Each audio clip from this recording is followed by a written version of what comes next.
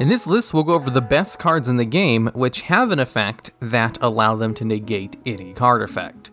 So it has to be able to negate spells, traps, and monster effects in order to make this list. And at number 10, we have EMERGEROID Call. This card has the effect that when a spell, trap card, or monster effect is activated, while you control a Roid fusion monster, you can negate the activation, then send all cards with the same name as that card from their deck and extra deck to the graveyard. And on top of that, this card also has a graveyard effect, where you can banish it from the graveyard to add a Roid monster from your graveyard to your hand. Now, this card doesn't see competitive play, because Roids are kind of a bad archetype, and this is an example of a really good card that can only really exist because it's part of a bad archetype. Because it has the effect to negate any card, and then get rid of all copies of that card, which is actually super good, while also just having a graveyard effect on top of that. It really goes to show how bad Roids are when they have such a good card like this, and they still don't see any competitive play. And at number 9, we have another similar card to EMERGEROID Call, called Tachyon Transmigration, which is a super good negate all card that doesn't see play because it's unfortunately part of a mediocre archetype.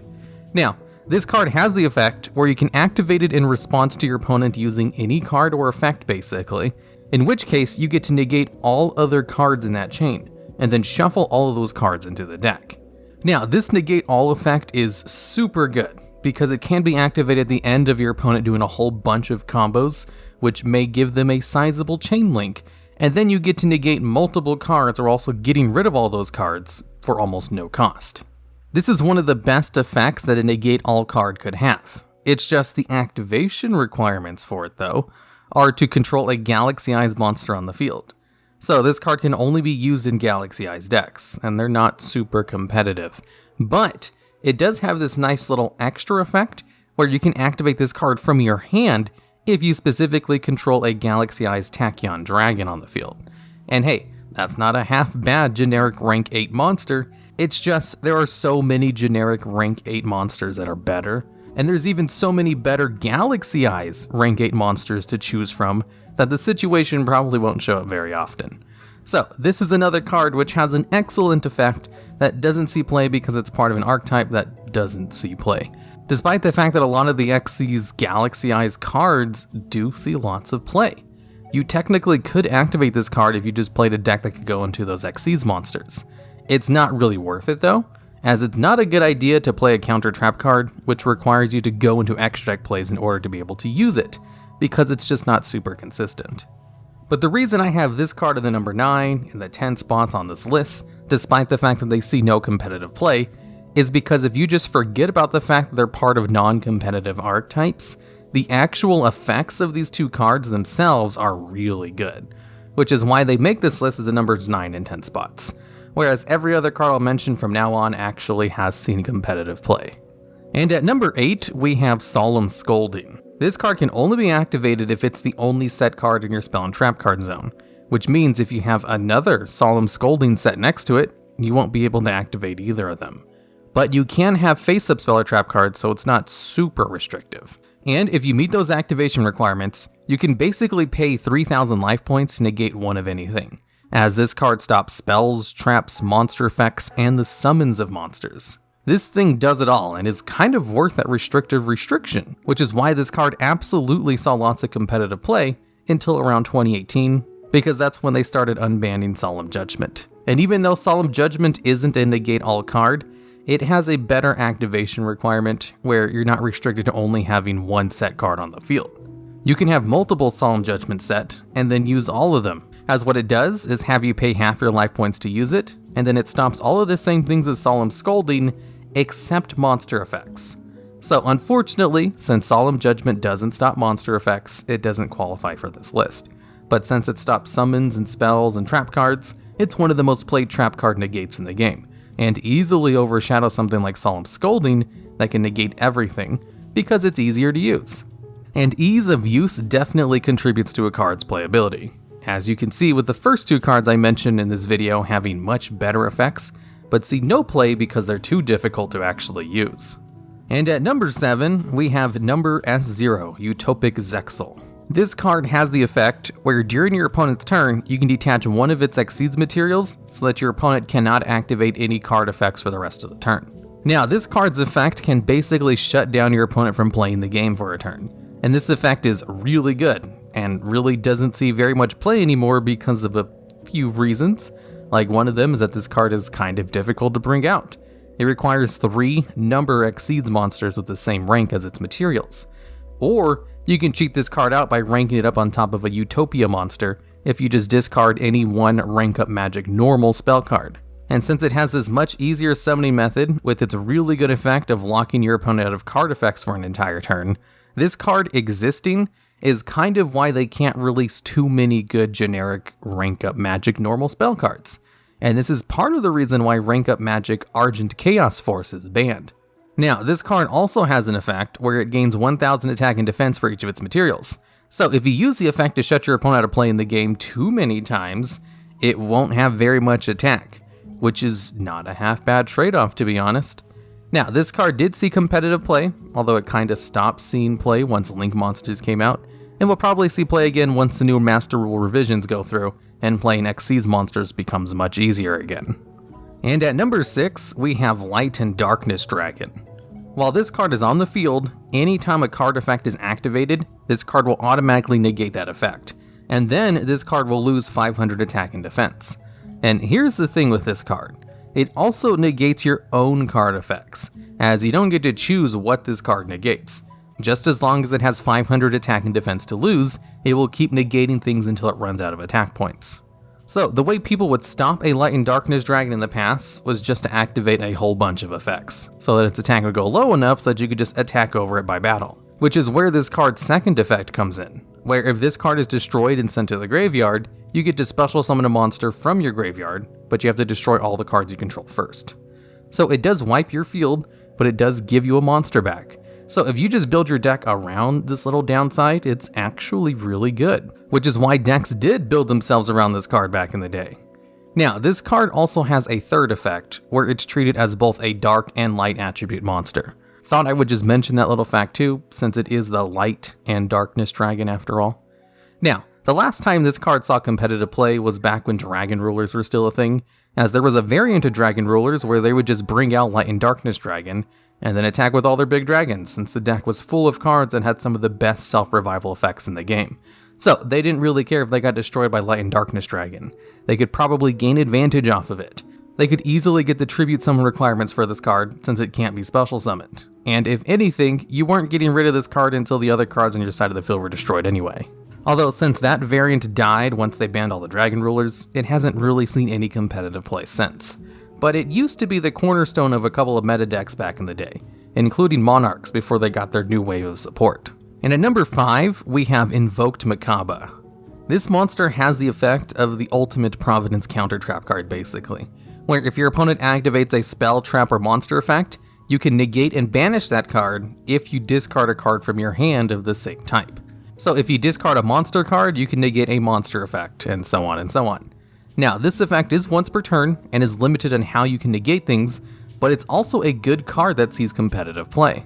Generally, negates are really good cards to have out in competitive Yu-Gi-Oh, since it gives you so much versatility on either stopping your opponent from being able to play things, disrupting strategies, or allowing your strategies to go through by stopping your opponent's disruptions. So if you're able to get out a card easily that has negates, then we'll probably see play, which is the case with Invoked Machaba. This card is an easily brought out fusion who can be summoned with the Invocation Fusion spell card, which allows you to use monsters from yours and your opponent's graveyards as its materials, which in itself is easily searched out and recycled through Alistair the Invoker, which is a card that's the other material for this fusion monster, as you need one Alistair and one light monster in order to bring it out. And they even have a field spell card that lets you search out Alistair. So you have a card that searches out the fusion card, then also recycles the card that would search out the fusion card, which would also be used as a boost to the attack of the fusion monster. The Invoker archetype is pretty consistent and is able to easily get out its fusion monsters, by even sometimes denying your opponent of resources in their graveyard. So the fact that they have access to a monster with a pretty decent negate, like Invoked Machaba, means they'll occasionally see competitive play. And at number 4, we have Toadall Awesome. This is a rank 2 Exceeds monster, which requires 2 level 2 Aqua type monsters as its materials, so it's pretty restrictive on how it can be brought out, and it has the effect where if your opponent activates a card effect, you contribute 1 Aqua type monster from your hand or your side of the field to negate the activation of that card, destroy it, and if you do, you can set that card to your side of the field. So if you negate and destroy a monster with this effect, you can basically steal it. Same thing with spells or traps. If you negate a generic spell or trap card, that works in any deck. You can just steal that card for yourself to gain that card's advantage. This card can also special summon frog monsters from your deck during the standby phase, which is also a great effect, but it has to detach materials for that effect, and it also floats into any one water monster from your graveyard when it's sent to the graveyard, which means it can recycle itself, so you only need to play 1 copy. Toadally Awesome has 3 good effects, and one of them just happens to be an amazing negate, and it also has good attack for being a rank 2 monster. In fact, it's one of the strongest rank 2 monsters, which it really doesn't need to be, considering it has, 3 good effects. This card is so good that it basically single-handedly allows frogs and Paleozoic decks to be competitive, even during Master Rule 4, which heavily restricts how many Exceeds monsters you can bring out. So once the Master Rule revisions go through and you can use Exceeds monsters easier, expect Totally Awesome decks to see even more play, especially since you'll be able to use Bahamut Sharks to cheat Totally Awesome out of the extra deck to gain its negates, which currently is possible too, but much harder to do with needing link arrows to special summon cards too. And at number 3, we have Cyber Dragon Infinity. Kind of like with Totally Awesome, this card is a big reason why Cyber Dragon decks still see competitive play, or just decks that can go into rank 5 machine monsters. Because you see, this card has the effect where it can once per turn detach an Exceeds material to negate any one card effect, and then destroy that card. The effect is kind of a requirement to be on this list, but this card also has a pretty difficult summoning requirement, where it requires 3 level 6 light machine monsters as its materials. Or you can rank it up on top of a Cyber Dragon Nova, which is how this card is brought out like 99% of the time, as Cyber Dragon Nova is a rank 5 Exceeds monster that just requires 2 level 5 machine type monsters as its materials, which is a requirement met pretty easily in any Cyber Dragon decks, where they're all about level 5 machine type monsters, or manipulating their levels to be level 5 anyway. Cyber Dragon Infinity also gains 200 attack for each of its materials, and it has this one other effect, where it can once per turn absorb a face-up attack position monster, where it can just attach the card to itself as an Exceeds material, which means this card has non-destruction removal, which fuels its negates and attack points, on top of already having a good negate. Cyber Dragon Infinity is a great card, and they basically banned other cards like Tellarknight Pultamias because they allowed you to get Cyber Dragon Infinity out easier. So while Totally Awesome technically has slightly better effects, since it can negate and steal cards as well as special summon monsters from the deck, Cyber Dragon Infinity can fuel its negates by removing your opponent's monsters from the field, which is just much faster, since Totally Awesome requires you to wait until the standby phases to use its special summon from the deck effect. And you can gain immediate advantage with Cyber Dragon Infinity, while also having a negate live right away, whereas Totally Awesome most of the time needs to tribute itself in order to activate its negate. Cyber Dragon Infinity just has to detach material to do that. It's just a better negate Exceeds card, which is why it gets a slightly higher spot on this list than Totally Awesome, which is also a really good Omni negate. But Cyber Dragon Infinity is not as versatile as the next 2 spots. And at number 2, we have TRIGATE Wizard. Now, this is a Link 3 monster who just requires any 2 monsters except tokens as its materials, and it will gain extra effects depending on the number of co-linked monsters to this card. Remember, co-linked is when 2 link monsters have arrows pointing at each other directly. So at 1 co-linked, you can inflict double battle damage. At 2 co-links, it gains the ability to banish 1 card on the field. And at 3 co-links, it gains the ability to negate the activation of any card and then banish it. And it's this third effect, which is the reason TRIGATE Wizard kind of makes any deck that's able to go into co-links easily, competitively viable. Basically, if a deck is able to link spam a whole bunch of links, there's a good chance they'll play TRIGATE Wizard so they can get a good negate on the board. TRIGATE Wizard sees so much competitive play, despite the fact that it's actually kind of hard to get its negate, because if you can activate its negate, then you have a really good setup that your opponent is going to have a hard time getting over. TRIGATE Wizard is the ultimate link monster that you want to build into, if you have the availability to build into it. And if you can build into TRIGATE Wizard, there's a good chance you're going to win. However, I think the top spot is just a little bit better. And now, at number 1, we have Dragun of Red Eyes. Technically, this card isn't in the TCG yet, but over in the OCG, where this card is live, it basically sees play in every deck because it's just that good. Now, what this card does is you can discard any one card to negate any one effect once per turn. And then this card will gain 1000 attack after you do that, putting it up to 4000 attack. And it keeps this attack boost permanently. So, the more cards you negate, the stronger this card becomes. Oh, and this card is immune to destruction and targeting effects, can destroy 2 monsters once per turn, inflicts burn damage when destroying monsters, and to top it all off is easy to bring out. As you can bring this card out with any 2 effect monsters basically, by just going into Predaplant Verte Anaconda, who has an effect where it can send Red Eyes Fusion directly from your deck to the graveyard in order to use its effect, which allows you to send Red Eyes Black Dragon and Dark Magician from your deck to the graveyard in order to bring out Dragoon of Red Eyes. So if you could just get any 2 effect monsters on the field and resolve Anaconda's effect, you can bring out Dragoon of Red Eyes, which gives you a great Omni Negate. All of its effects are good.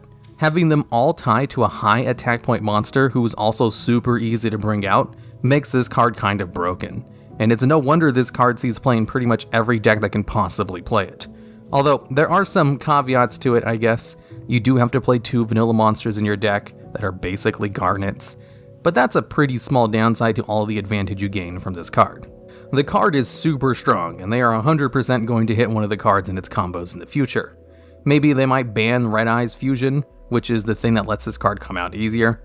Maybe they'll ban Predaplant Verte Anaconda, since it's a pretty strong card even without the Dragoon of Red Eyes target. Or maybe they'll just ban Dragoon of Red Eyes in the future because it itself does way too much and has great protection on top of being easy to be brought out. It's just an excellent boss monster that can also negate 1 of anything, and it does it very easily, which is why it takes the number 1 spot on this list. Alright, and that's the end of the video. If you think there's any other negate all cards that I missed that should have made this list, it probably didn't negate literally everything and just a lot of things, like Solemn Judgment. So, if you have any ideas for future videos just like this one, I'd love to hear about them down in the comments. And surprising fact, many of you probably don't know this, but only 30.6% of people who watch these videos are actually subscribed to the channel.